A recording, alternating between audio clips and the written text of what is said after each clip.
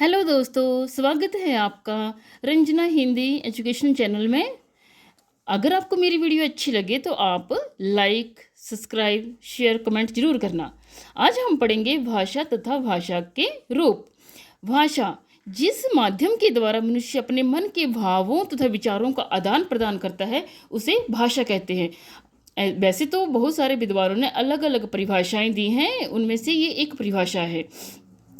आप सबको पता ही होगा कि भाषा के दो रूप होते हैं। कौन कौन से? मौखिक और लिखित। मौखिक भाषा वो भाषा होती है जिसे मनुष्य मुख के द्वारा बोलकर प्रकट करता है, ठीक है। और लिखित भाषा वो भाषा होती है जिसे हम लिख कर प्रकट करते हैं। मौखिक भाषा जो होती है वो अस्थायी होती है। समझे आप कि जिसे हम मुख के द्वारा बोलकर प्रकट करते हैं। और लिखित भाषा अस्थायी होती है। यदि हम 10 सालों के बाद भी उन लिखे हुए शब्दों को देखेंगे तो वो वैसे के वैसे ही रहेंगे। और अगर हमने जो मुख के द्वारा जो भाषा बोली है, अगर हम उससे 10 सालों के बाद दोबारा रिपीट करेंगे तो उसके शब्द और के और ही हो जाएंगे। आगे हम पढ़ेंगे भारत की राष्ट्रभाषा। तो भारत की राष्ट्रभाषा कौन सी है? आप सभी को पता है कौन सी है? हिंदी। भारत की राष्ट्रभाषा हिंदी है। हिंदी हम पहले जो थे वो ऐसे आधा न करके लिखते थे, लेकिन अब जब मानक भाषा का सही रूप आ गया है तो हिंदी हम इस तरह से लिखते हैं। राष्ट्रभाषा उसे कहते हैं जिसका प्रयोग देश के अधिकांश निवासियों द्वारा किया जाता है। और हिंदी हिंदी भारत के कोने कोने में बोली और समझी जाती है, इसलिए हिंदी जो है हमारी राष्ट्रभाषा है। भारत में हिंदी लगभग 70% बोली व समझी जाती है, ठीक है। ठीक है बच्चों, आगे है राजभाषा। राजभाषा राजभाषा वो होती है राजकाज की भाषा, यानी कि कार्यालयों की भाषा। जो भाषा हमारे राजकाज के लिए यूज करती है, जो कार्यालयों में प्रयोग की जाती है, उसे हम राजभाषा कहते हैं। तो राष्ट्रभाषा और राजभाषा में आपको अंतर पता चला कि राष्ट्रभाषा वो होती है जिसे अधिकांश लोग बोलते हैं, और राजभाषा वो होती है जो कार्यालयों में प्रयोग की जाती है। मातृभाषा मातृभाषा माँ के द्वारा बोली जाने वाली भाषा। बच्चा जो भाषा अपनी माँ के द्वारा या अपने आस पड़ोस में अपने परिवार से जो सीखता है उसे हम मातृभाषा कहते हैं, ठीक है। तो मातृभाषा का अर्थ है माँ के द्वारा प्राप्त भाषा। जिस भाषा को बालक अपनी माँ या अपने परिवार द्वारा सीखता है उसे मातृभाषा कहते हैं। मातृभाषा से सबसे पहले बालक का परिचय होता है। अगर किसी बच्चे की माँ या परिवार के लोग मराठी बोलते होंगे तो वह बच्चा भी मराठी ही बोलेगा, ठीक है। आगे है संपर्क भाषा। तो हमारी संपर्क भाषा कौन सी है? हिंदी तथा अंग्रेजी हमारी दोनों ही संपर्क भाषाएं। भारत की संपर्क भाषा हिंदी है और विश्व की संपर्क भाषा अंग्रेजी है। तो संपर्क भाषा क्या होती है? किसी भी बहुभाषी देश जहाँ पर बहुत सी भाषाएं बोली जाती हैं, उस देश में जहाँ अलग अलग प्रांतों में अलग अलग भाषाएं बोली जाती हैं, वहाँ ये समस्या आती है कि एक प्रांत के लोग दूसरे प्रांत के लोगों से किस भाषा में संपर्क करें। उदाहरण के लिए भारत की स्थिति पर ध्यान दीजिए। बंगाल में रहने वाला व्यक्ति यदि तमिलनाडु के व्यक्ति से संपर्क करना चाहे तो वे किस भाषा में संपर्क करें? ठीक है, तमिल उसे नहीं आती और तमिल भाषा जो बोलने वाला व्यक्ति है उसे बंगला नहीं आती। ऐसी स्थिति में वे दोनों या तो अंग्रेजी में बात करेंगे या हिंदी में। अतः अंग्रेजी तथा हिंदी भारत की संपर्क भाषाएं हैं। आज हिंदी का प्रचार प्रसार इतना अधिक बढ़ गया है कि प्रयोग के स्तर पर हिंदी का स्थान संपर्क भाषा के रूप में सबसे ऊपर है। भारत की मान्यता प्राप्त भाषाएं, यानी कि जो भाषाएं जब हमारा संविधान बना था उस समय कुछ भाषाओं को मान्यता मिली थी कि वो अपना कामकाज, राजकार्य, ऑफिस के कार्य जो भी हैं और अपनी बातचीत जो भी हैं वो उस भाषा में कर सकते हैं। तो पहली है संस्कृत। संस्कृत को हिंदी की जननी भी कहा जाता है, यानी कि मम्मी। कौन है हिंदी की मम्मी? संस्कृत। संस्कृत, हिंदी, असमिया, ओडिया, उर्दू, कन्नड़, कश्मीरी, कोंकणी, डोगरी, तमिल, तेलुगु, गुजराती, नेपाली, पंजाबी, बंगला, बोडो, मराठी, मणिपुरी, मलयालम, संथाली, सिंधी, मैथिली, इन 22 भाषाओं को, ये 22 लैंग्वेज हैं, इनको भारतीय संविधान में मान्यता प्राप्त है। एक बात और बता दूं आपको, भारतीय संविधान के अनुच्छेद 343 के तहत 14 सितंबर 1949 को हिंदी को राष्ट्रभाषा का दर्जा मिला था। प्रत्येक वर्ष हम 14 सितंबर को हिंदी दिवस के रूप में मनाते हैं। आज विश्व में सबसे अधिक बोली जाने वाली भाषाओं में हिंदी का दूसरा स्थान है। भारत की संपर्क भाषा कौन सी है? हिंदी। और विश्व की संपर्क भाषा कौन सी है? अंग्रेजी। आगे है बोली। क्षेत्र विशेष में बोली जाने वाली भाषा को बोली कहते हैं। ठीक है, एक क्षेत्र विशेष में बोली जाने वाली भाषा का विशिष्ट रूप बोली कहलाता है। बोली का साहित्य लिखित ना होकर मौखिक ही रहता है। बोली में ही मुहावरे, लोकोक्तियाँ, लोकगीत, लोक कथाओं आदि का सौंदर्य देखा जा सकता है। इससे एक अंचल विशेष प्रभावित होता है।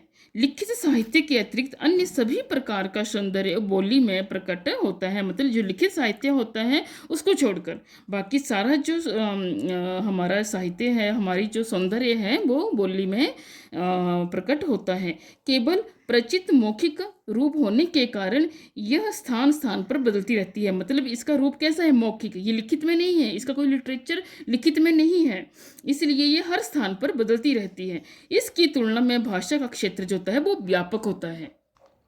क्षेत्र के आधार पर हिंदी बोलियों का विभाजन। ठीक है, तो पूर्वी हिंदी, पश्चिमी हिंदी, राजस्थानी हिंदी, पहाड़ी हिंदी, बिहारी हिंदी। मतलब क्षेत्र के आधार पर हम अब बोलियों का विभाजन करेंगे कि किस किस क्षेत्र में कौन सी बोली बोली जाती है।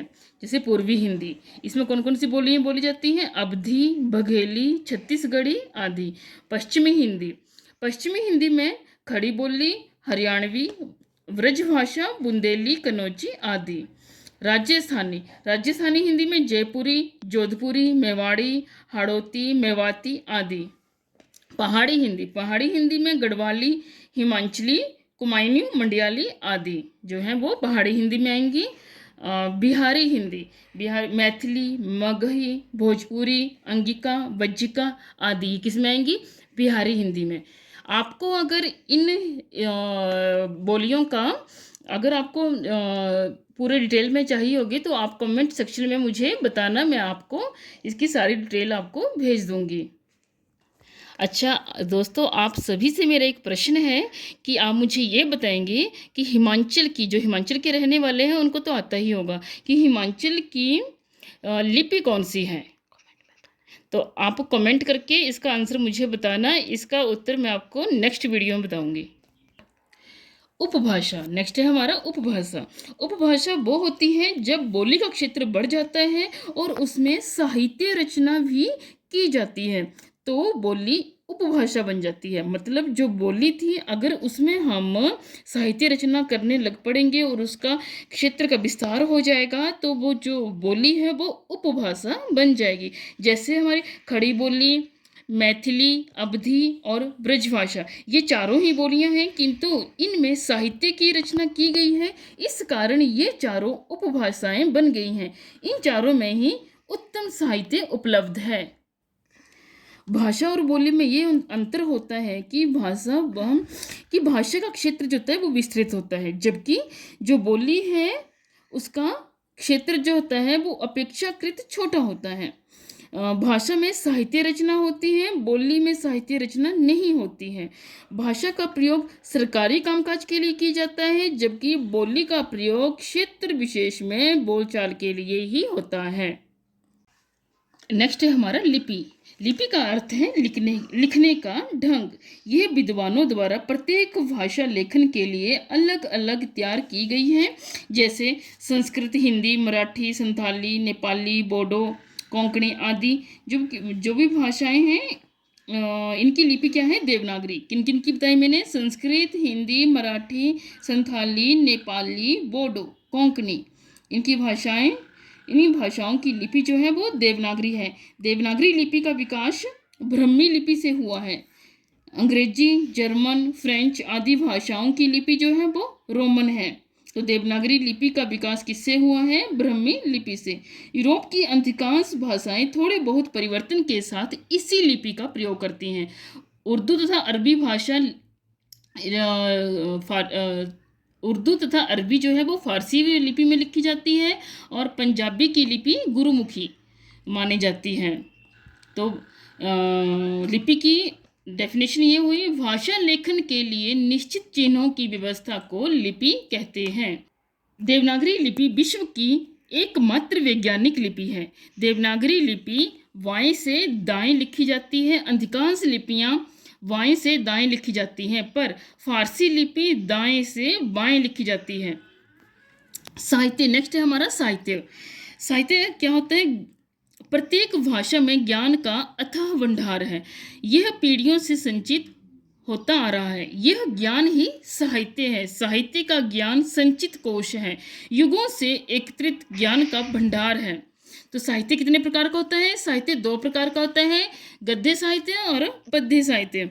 तो गद्य साहित्य वो होते हैं, गद्य साहित्य में साहित्यकार सामान्य रूप से बोलचाल की भाषा में अपने विचार व्यक्त करते हैं। गद्य साहित्य के अंतर्गत कहानी, कथा, संस्मरण, निबंध, पत्र, उपन्यास, नाटक आदि आते हैं। जैसे साहित्यकार हैं मुंशी प्रेमचंद, महादेवी वर्मा, जयशंकर प्रसाद। और जैसे मुंशी प्रेमचंद की रचना जो है वो गोदान है, महादेवी वर्मा की गिल्लू है, जयशंकर प्रसाद की ध्रुव स्वामिनी है। तो ये सारी गद्य साहित्य में आएंगी, ठीक है। पद्य साहित्य, पद्य साहित्य में साहित्यकार जो होता है वो तुकबंदी अथवा लय द्वारा, जैसे हम राइम्स बोलते हैं ना, उसकी तरह अपने विचारों को व्यक्त करते हैं। पद्य साहित्य के अंतर्गत छंद, पद, सवैया, सोरठा, कविता, दोहा आदि आते हैं। कथा, संस्मरण, निबंध, पत्र, उपन्यास, नाटक आदि भी इसी में आते हैं। जैसे बिहारी साहित्यकार हैं तो इनकी रचना कौन सी है? सतसई। तो ये भी इनकी पद्य साहित्य में है। तुलसीदास की है रामचरितमानस, वो भी पद्य साहित्य में। कबीरदास की जो बीजक है वो भी पद्य साहित्य में है। आगे हमारा है भाषा एवं व्याकरण। भाषा के शुद्ध रूप संबंधी नियमों का ज्ञान कराने वाला शास्त्र जो है वो व्याकरण कहलाता है, जिससे हम भाषा को शुद्ध रूप से पढ़ना, लिखना, बोलना, समझना सीखते हैं, उसे व्याकरण कहते हैं। व्याकरण के 3 भेद होते हैं। कौन कौन से हैं? वर्ण, विचार, शब्द और वाक्य। तो वर्ण में हम वर्णों की व्यवस्था के बारे में पढ़ते हैं, शब्द में हम शब्दों की व्यवस्था के बारे में पढ़ते हैं, और वाक्य में हम वाक्यों की व्यवस्था के बारे में पढ़ते हैं। अब हम मिलेंगे अपनी नेक्स्ट वीडियो में। आप लाइक और सब्सक्राइब जरूर करना।